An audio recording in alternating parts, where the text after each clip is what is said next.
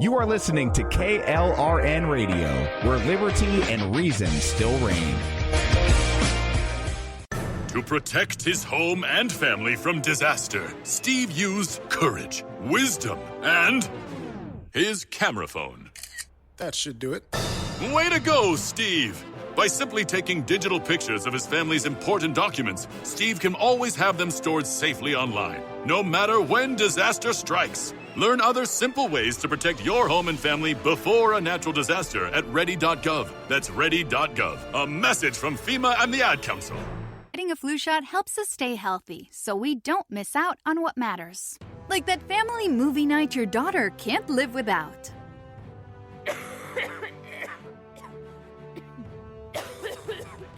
Yeah, can't do that. Every year, millions of people in the U.S. get the flu. Especially now, no one has time to miss out on moments that matter. So get your flu shot. Find out more at getmyflushot.org. Brought to you by the AMA, CDC, and the Ad Council. Why was the basketball court all wet? Because the players kept dribbling on it. The dad joke. Corny, groan-worthy, but also one of the simplest ways to share a moment with your kids. What did the buffalo say when he dropped his son off for school? Bye, son. So take a moment to make your kid laugh, because dad jokes rule. Make your kid laugh today. Go to fatherhood.gov. Brought to you by the U.S. Department of Health and Human Services and the Ad Council. KLRN Radio has advertising rates available. We have rates to fit almost any budget. Contact us at advertising@klrnradio.com.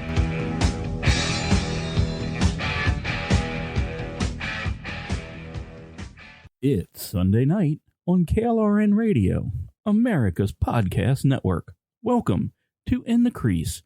I am your host, JEFF. It's time to get out your pea cup and chart and drop that puck on medievalisms.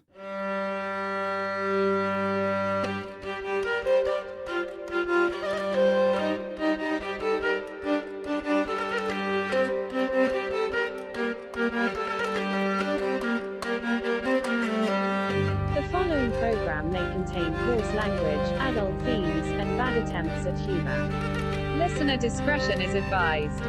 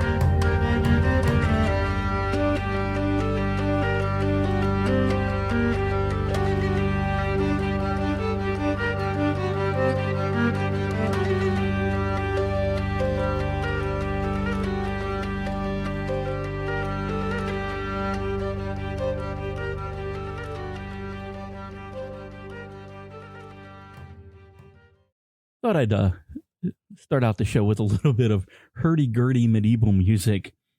So welcome to the show. My apologies for missing the Halloween show. I must admit, my original plan got scrapped late in the game, as I was going to do a kind of a dramatic reading of Call of Cthulhu. We had just finished up an amazing War of the Worlds that Friday prior. My version would have probably been less than stellar after that show. So I decided to go into a little bit of a different direction. Unfortunately, I did not have anything else really lined up that kind of worked for Halloween, and really didn't get enough time to put anything together in any sort of a timely fashion. So tonight's show is one I was trying to get together for the 31st of October. And as this is the 39th episode of In the Crease, wow. Hey, producer, I've done 39 of these. Can you believe that? That means we are nearing my special 42nd episode and the end of season 2. But before we get into the newer part of this episode, I wanted to do kind of a recap of what ITC has been, is, and maybe, if I have time at the end of the show, what it may be going forward. What began as a "what am I doing" moment at the beginning of 2020 quickly has spiraled out of control. The show has covered science, history, ghost, Dungeons and Dragons a couple times, including a couple with Lord of the Rings, plagues, cryptids, CERN, Nobel Prizes twice, and that of course that very difficult episode about my twins, and much, much more. But perhaps more surprising than the subjects that I have covered is the fact that the amazing amount of you have come back show after show. The numbers are always solid for someone that probably should not be doing a podcast. When I say I am truly humbled by you tuning in, I do really mean it. We started out as part of non-political Friday nights. Within the Crease, I do this for free with Al, and Juxtaposition with Rick and Orty, although they may but actually be coming back to Friday night, so at least part of that lineup will return. Things have changed over the last 2 years. The KLRN lineup has changed a fair bit. And hold on. Being told I may have to update the schedule again. Damn it. To think I started as basically a swear counter for FooBar because it kept me busy, and I found it hilarious. And over that same time, we've revamped the website, got chat running relatively well, and we've added more non-political shows and hosts. Though I think we'll be getting some more of the political stuff back in soon. So a lot of that has been direly missing over the last few months. And I've actually had a brilliant idea to do another show. Okay, that one has been doing amazingly as well. Lost Wonders on the opposite Sundays of this. And now I'm actually thinking of doing maybe a third show. Oh, hold on, being handed a disclaimer. KLRNRadio and its management take no responsibility for JEFF for losing what little was left of his sanity. Okay then. Anyways, I have loved learning interesting yet probably pointless information for as long as I can remember. Often when searching for history events, it was to influence my D&D game that I had created.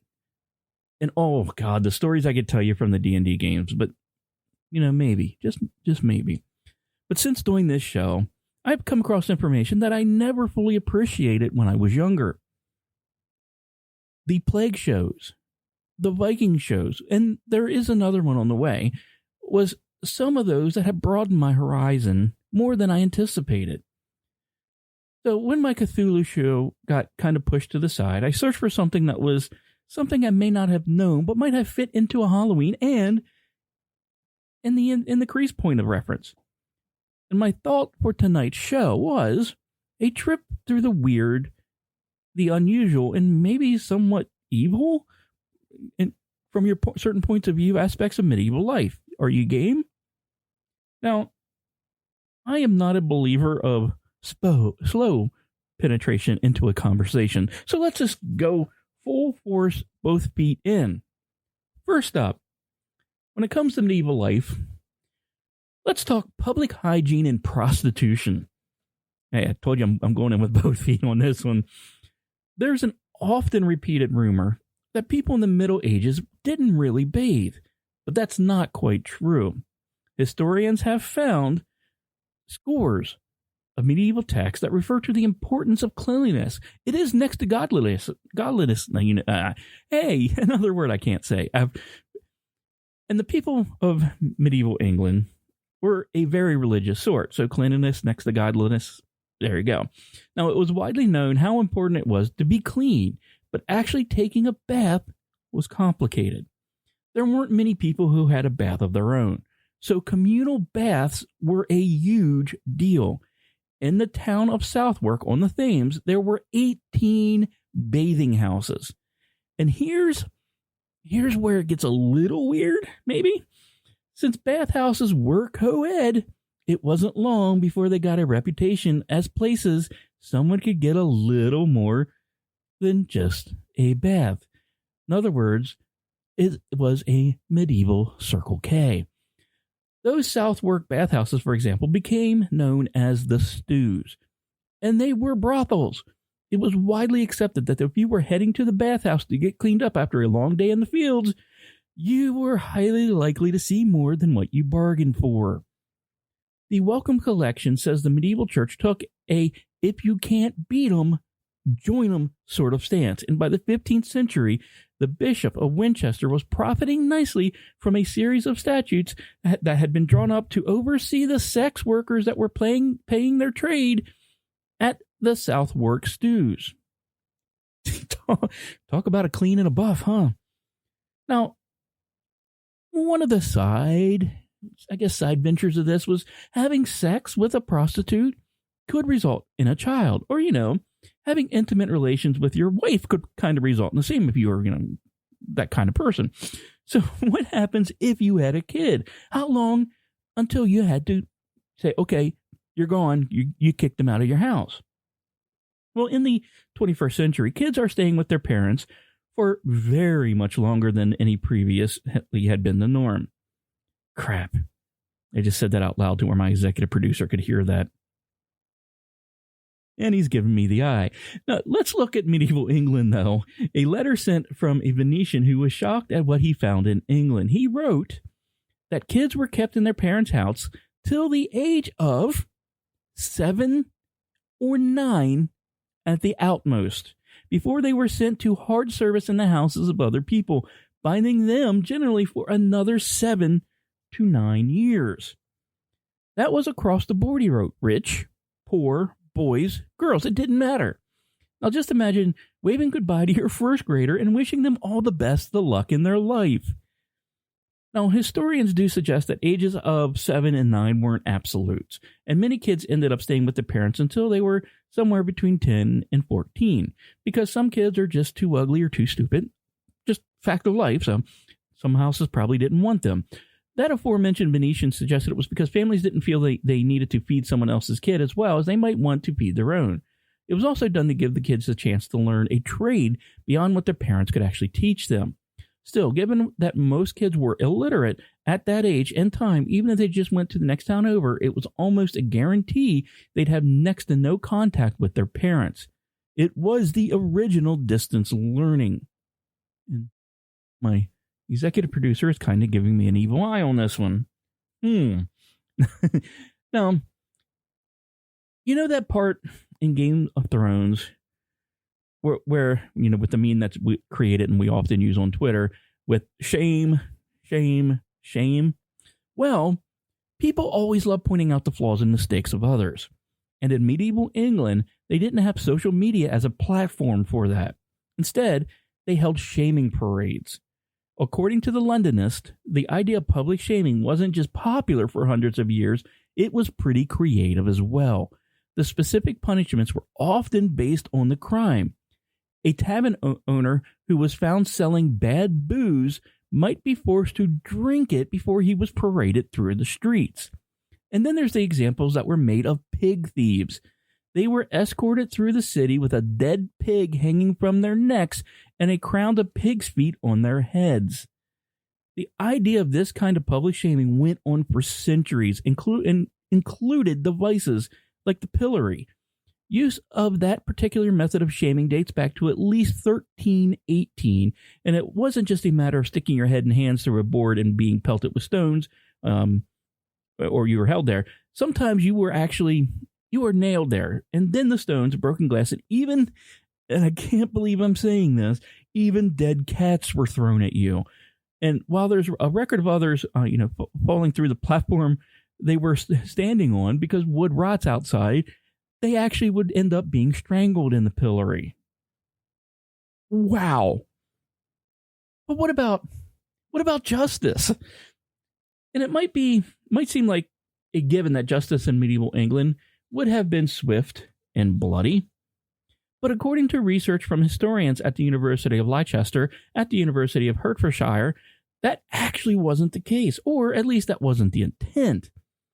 They found that there were things that were greater punishments than, say, losing a hand. Things like public humiliation, fines, and being kicked out of a community. When violent punishments happened, the point wasn't to cause that person so much pain that they be reformed. It was to mark them in such a way that everyone they met for the rest of their lives would know exactly what they've done. In the early medieval period, the payment for many crimes was religious. A person might fast, for example, and it would be up to God to decide if more punishment needed to be delivered via the divine hand of justice. But later on, it became more common to chop off that hand or foot or just brand the person. Londonist says the practice of branding, usually on the face, was done in the 1800s, and most of the time you were branded with a letter that put your crime on full display. If you were convicted of blasphemy, for example, you might be branded with a B. Once that happened, it didn't matter where you went. Everyone knew what you had done. So, what's that? Not odd enough for you yet? Okay. Some things are best left behind closed doors, in the privacy of the bathroom, or at best, just discussed between a person and his or her physician. In medieval England, that idea definitely didn't extend to urine. And that was because of a widespread, long-held belief that the color, consistency, and taste of a person's urine could be examined to diagnose almost anything that ailed them. According to Atlas Obscura, the practice of diagnostics by urine dates back to at least 100 BC. That's when it was featured in ancient Sanskrit texts, and it is hung around for a very shocking amount of time. Fast forward to the late Middle Ages, and it was so common that people were giving the professionals a miss and just self-diagnosing. According to medievalists, the very wealthy could even do it with the help of books that printed color illustrations of urine bottles and their corresponding diagnosis.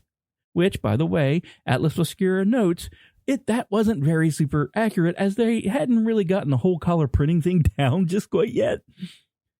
Giles Corbell's 13th century treatise on urines was exactly what the title suggests. What did he teach? The ideal color of urine was white, as it meant all systems were working properly. Wine-colored urine, or black or blue, was definitely really, really bad, unless a person had been dancing too much. Then it was kind of to be expected. And if it was green, death was knocking on your door. Knock, knock, knocking on heaven's door. Gives a new meaning towards that GNR song. Yes, I know, Dylan, but good God, he sucks. So I went with GNR instead. Don't hate me. So, based on this, how do you think you would do in the medieval ages? Good? Fair? Holy shit, no thanks? So, sadly, I think the last one would be the winner more than the other ones on things I wouldn't want to do, especially the tasting part. But if you believe Hollywood, and almost no one does anymore, life during the Middle Ages was romantic and glamorous, full of noble knights on noble steeds, beautiful ladies with pointy hats and other things, chivalry, honor, and maybe occasional dragon or three. It's enough to make you want to hop in, say, a TARDIS and travel back through time. But you might be shocked to hear that Hollywood has it all backwards. Except for, most of us listening, because most of you are intelligent. No, Hollywood sucks. So, I know what you're saying. Not the bashing of honey and purveyor of historical truths. Say it ain't so.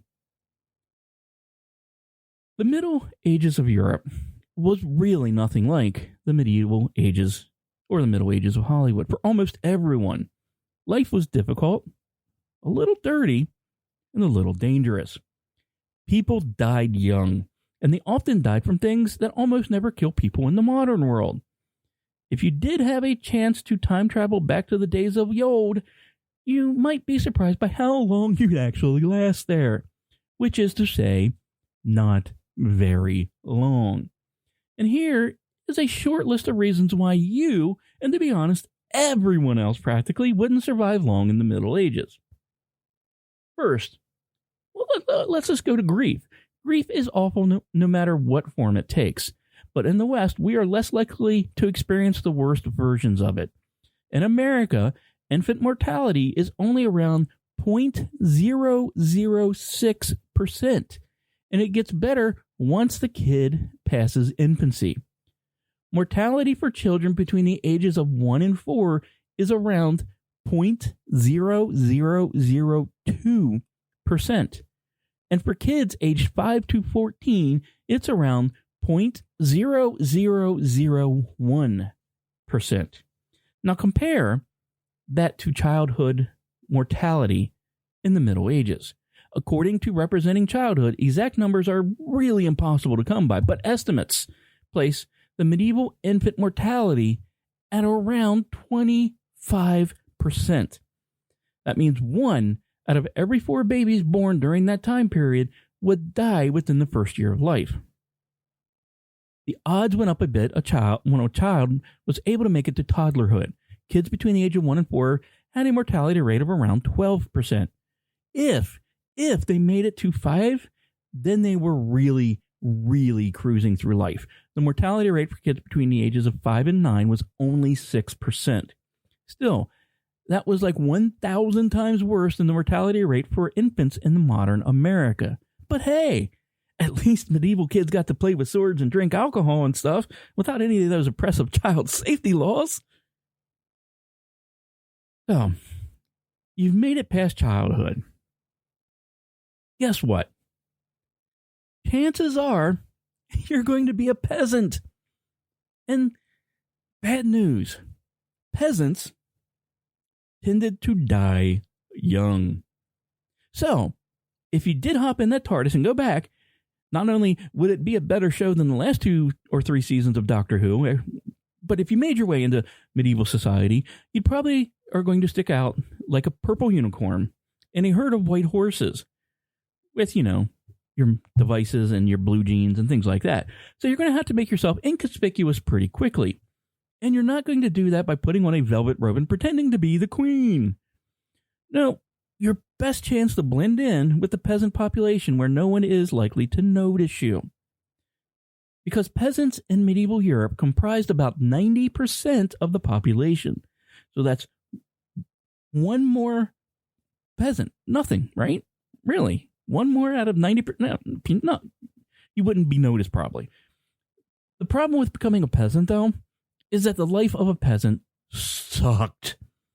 According to Western Reserve Public Media, peasants wore the same danged rough, itchy wool outfit practically every day. Ate bread, porridge, and vegetables, and if they were lucky, got a little bit of meat occasionally. And also, when the weather sucked, they tended to die.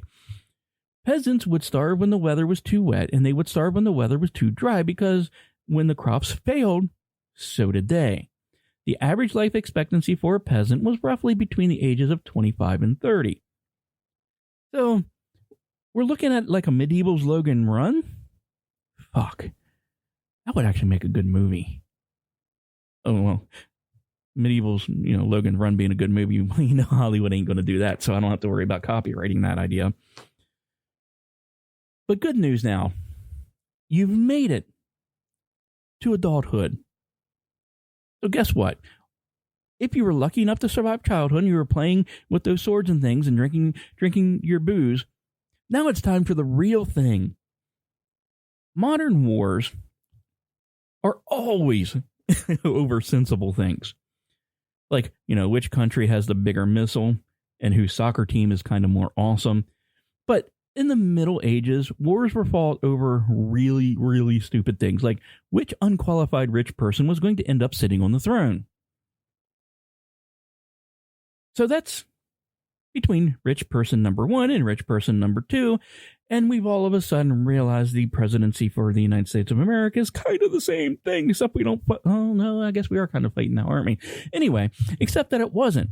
If you were male and you happened to reside in the kingdom of one of those two rich people, you'd be compelled to go first with his stupid war. According to Finer Times, though, it wasn't necessarily all that bad. If you didn't die within the first 40 days of a war, you could go back home. That's because it was bad business to draft all the peasants into the service at the same time. With no one around to take care of the farms, the kingdom would lose money and then it wouldn't be able to afford the stupid war. Now, noblemen did die in the wars too, and before 1550, roughly 30% of them could expect to perish in some battle or another. As for the peasants, well, no one really knows because peasants' deaths were considered so inconsequential that no one ever counted them. And defeat often meant systematic slaughter of all the leftover common people. It kind of wasn't a good time to be a soldier or a peasant. But it gets better. And yes, I was being sarcastic here. So, you've survived childbirth, upbringing, entry into adulthood, and possibly be a war veteran at 21. What else could happen to you at this point? Well, capital crimes. No, not the pretend January 6th bullshit. Actual capital crimes. In the UK today, there are no capital crimes because Britain abolished the death penalty in 1965. But prior to that, Britain was big on executing people. During the Middle Ages, there were 50 capital crimes on the books, which included not just treason and various forms of murder, but lesser things like poaching, robbery, and forgery. And this is one of the rare instances where you'd actually be better off in the Middle Ages than, say, you would a little later down the road of history, though. Sure, there are no capital crimes in the UK today, but in the 1600s, the number of crimes you would be officially executed for rose to around 200 and included things like petty theft, damaging Westminster Bridge. Yes, damaging Westminster Bridge could be a capital offense, and cutting down a sapling. So basically, if you flew your TARDIS into Westminster Bridge or a forest with a lot of young trees in it, you could kiss your modern time-traveling ass goodbye. Although History Extra says the bloody code of that time period actually resulted in fewer executions, probably because juries were reluctant to sentence people to death for minor offenses. But, just in case, you should keep your TARDIS out of the Middle Ages and also probably out of the 1600s. Oh, just to be on the safe side. It might be beneficial to take something like a phone booth or a DeLorean instead. With that, we will be back in a few minutes after this break.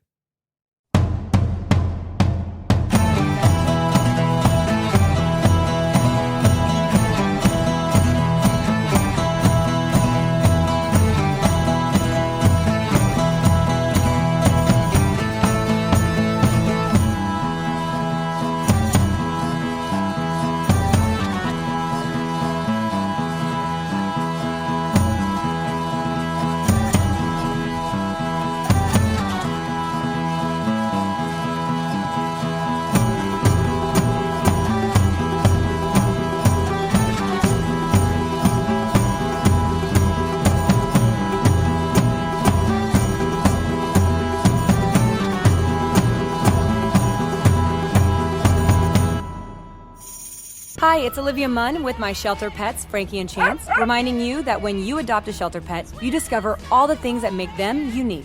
Adopt pure love at theshelterpetproject.org. Brought to you by the Ad Council, the Humane Society of the United States, and Maddie's Fund. Uh-oh, Brad's buzzed. Oh, yeah? Yeah, he's starting with the woots. And now a speech. I just want to say that friendship is about heart and brain. Who's with me? Good thing is, he knows when he's buzzed. And my brain is saying, when it's time to go home, somebody call me a ride. Love that guy. Me too. Know your buzzed warning signs? Call for a ride when it's time to go home. Buzz driving is drunk driving. A message from NHTSA and the Ad Council. Hi, this is JEFF of In the Crease and Lost Wanderer, here every Sunday at 8 p.m. Eastern Standard Time on KLRNRadio, America's podcast network. My executive producer and I would like to wish you a happy holiday and Merry Christmas.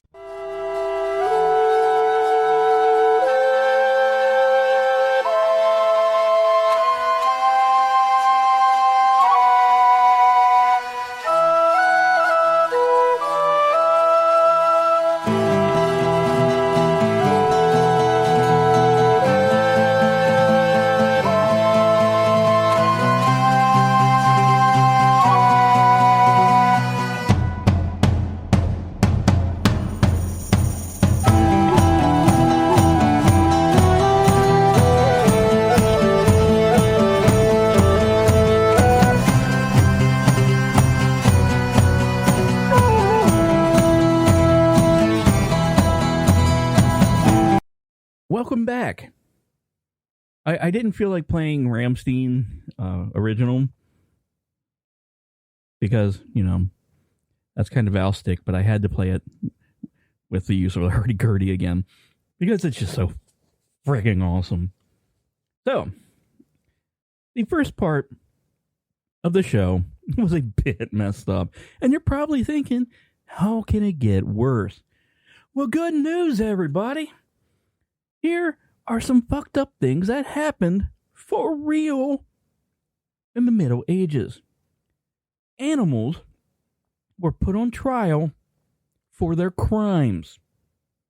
You've seen the headlines, usually atop one-sided accounts of dog racists shouting about how certain breeds are just bad dogs, which, you know, not true. Dogs prefer being good dogs given the chance.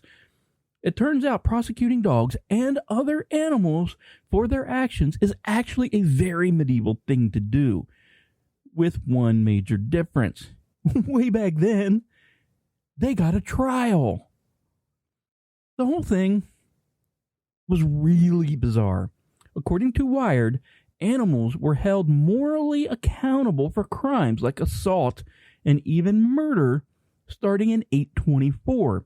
And the practice continued into the 1700s.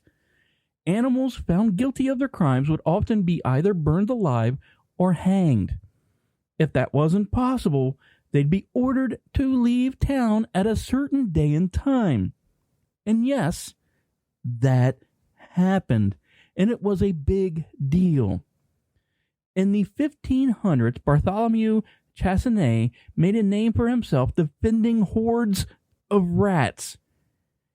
And in 1587, weebles were taken to court for invading Saint-Julien, France.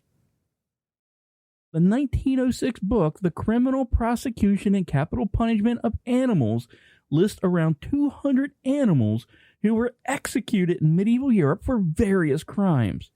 Pigs were a frequent offender, like the French pigs who killed Pernod Moet in 1379. Only 3 of the herd were executed, perhaps as a deterrent or an example to the others. Not all animal trials ended in execution, as the courts did occasionally recognize them as victims of violence instead of the perpetrators, but many ended in horrible acts of cruelty.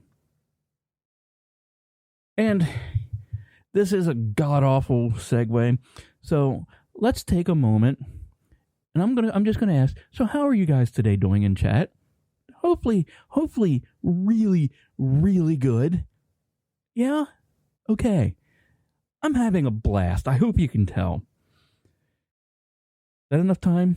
Is that a next? Yeah, okay, I'm getting a nod from the executive producer. It's enough time to go into this story. As I have discussed in my plague shows, The Jewish people have often been targeted throughout history. The widespread hatred of Jews started with the belief everyone who was Jewish shared a bit of the responsibility pie when it came to Christ's crucifixion, and anti-Semitism was thriving by the Middle Ages. Deggendorf demonstrated that horribly. The public medievalist says the official history told the tale of the good Christian citizens of Deggendorf and the Jews who preyed upon them. The story says the evil Jews convinced true believers to steal Holy Communion bread so they, the horrible Jews, could desecrate it. Fortunately, Jesus and the Virgin Mary appeared instead. A miracle happened, and those good Christians returned the bread to its rightful place.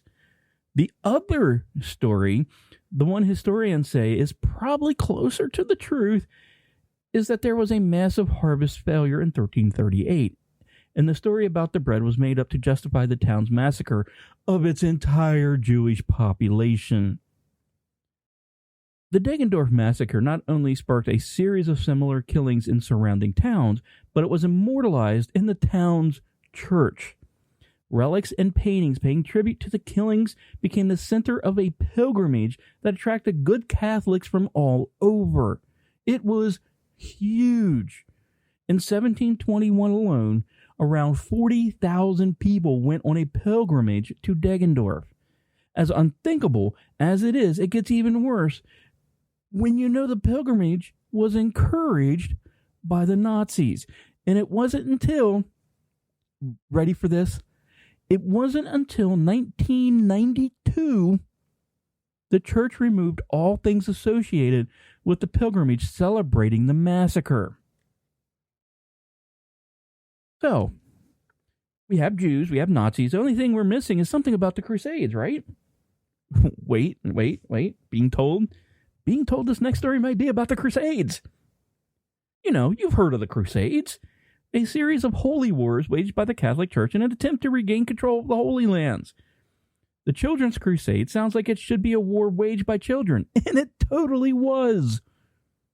One group was led by a 12-year-old shepherd named Stephen, who claimed Christ had appeared to him and told him to go forth and conquer.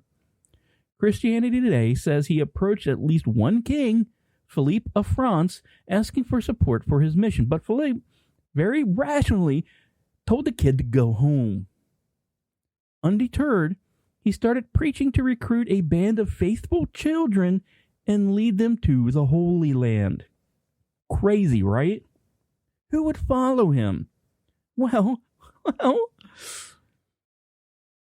thousands of children mustered the call of both Stephen and another child leader named Nicholas. Word spread. And while it's not clear what happened to the children of the Children's Crusade, The Economist says most of them didn't return home. Some were killed when the ships they hired to take them closer to the Holy Land were wrecked, and others boarded ships that took them to Egypt and a life of slavery, instead of, the righteous war they had hoped and planned on. Some even made it to Rome, and while it's thought some of Nicholas's crusade may have made it as far as the Holy Land, history has essentially forgotten their grand designs and devotion. Wow. So, those were some interesting tidbits about medieval life. Some were definitely way off the chart. Some topics you may have thought would have cropped up that did not. Well, why? Well, the truth is, when you're talking medievalism, Middle Ages, and the like, there are many, many false facts that people think are actually true. My favorite one, because not only is it, true about the Middle Ages, but honestly, it's kind of still true today. One of the biggest myths about the Middle Ages, and I'm sure you've seen charts on it and things of that nature, is that because of a strict religious belief system and, little distractions like, the plague, that they kind of put an end to scientific thought and advancement, that everyone instantly became stupid and go, science, I don't know what science is. It's such a powerful idea that it actually gave rise to the era's other name, the Dark Ages. And they weren't called that because they didn't have electricity or, some weird moon blocking the sun thing. No. But the thing is, all of it is absolutely untrue. So let's start with the church. Instead of stepping on forward thinkers, the medieval church established a curriculum for university students that included science and math. By the 11th century, scholars were bridging the gap between ancient Greek teachings and the science of the Renaissance, and they were reimagining the Bible as a sort of guide for uncovering the truth about the world. Since God created the world, that reasoning went, understanding the world and science would bring people closer to God. Now, how about some medieval era advancements? A set of 16th century engravings outlined advancements of the Middle Ages, and they included printing, because the printing press would come in 1439, water and windmills, eyeglasses and corrective lenses, watches, clocks, the processes for making silk and pigments for paints and dyes, the magnetic compass, and the development of foodstuffs like sugar and olive oil. By the 11th century, the church was also developing what they called mixed sciences, which combined observations of the physical world with mathematics, creating mechanics. Optics, botany, mineralogy, zoology, and physiology were also taught, along with astrology and phrenology. But hey, not every class, can kind of be a winner. Scientific advancement was alive and well in the medieval ages, and even though people might not have figured out, how to set their VCR to the actual time, that didn't make them idiots. And on to, since we've kind of talked about bathing and prostitution, let's talk about chastity belts. Chastity belt, yep. Okay, Ordy, let me explain this. It's those are not very popular behind the Circle K or the Wawa or even in the Crease's preferred Cumberland Farm. So let's just go a little bit of detail about what the chastity belt was. We all know what the deal is. A guy goes off to battle, can't trust his wife to keep her underclothes on, so he puts her in a metal bikini bottom and takes the key with him. Not only is this not true, but it's likely the medieval equivalent of a joke. The very first time anyone saw the depiction of a metal virtue protector was in 1405 book Bellefortis. And as legit as that seems, it's important to note that context is everything, and also included in the book. And this book, I need to go on Amazon and find it now. Included in the book are some of the author's favorite fart jokes. Seriously, fart jokes from 1405. And I'll spell the name of the book for you. Bellifortis, Bellefortis. So this leads historians to believe the book was maybe a satire on an idea from ancient Rome, when untying a knotted cord looped around the bride's waist was part of a wedding night tradition. The cord was meant to symbolize chastity, not to ensure it. And if you take that concept and add a heaping layer of, barbaric medieval ways, you've got something sweet and innocent turned into something with teeth. Oh, God, I hope they didn't have teeth. Also, consider the sheer impracticality of such a thing. Hygiene concerns would make it unwearable in a very, very few days. But you argue, you've seen metal chastity belts in museums. And, museums wouldn't lie, right? Read the fine print, and you will find that most of those are actually Victorian-era gadgets made with a nudge and a wink at the barbaric times of lore. There's nothing we like more than feeling superior to our ancestors. So wait. Are you saying Carrie Elways didn't need to call the locksmith? Call the locksmith! In Robin Hood Men in Tights? Seriously? Well, that changes that movie. Not really. It's a fucking awesome movie. So now that we've established that people could, get it on, what about having a drink of water after the deed? Wait, you say. Medieval water wasn't safe. So people drank beer and wine, you say. Well, hold on to that thought. And I'm not ashamed to admit that I'm a little disappointed that this one's not completely true. Life was tough in the Middle Ages, and the idea that people were facing it while just slightly drunk made me kind of want to visit. Screw the TARDIS. General ignorance says that water wasn't safe, but beer was. Because, you'd actually do boil the water in beer. But it turns out that every part of that's just untrue. Most medieval towns were built around sources of fresh water. And that included not just lakes and streams, but places where you could actually dig a well. Most potentially contamination came from industry, and those industries like tanning and dyeing were legally required to follow the medieval equivalent of clean water legislation to make sure people had plenty to drink.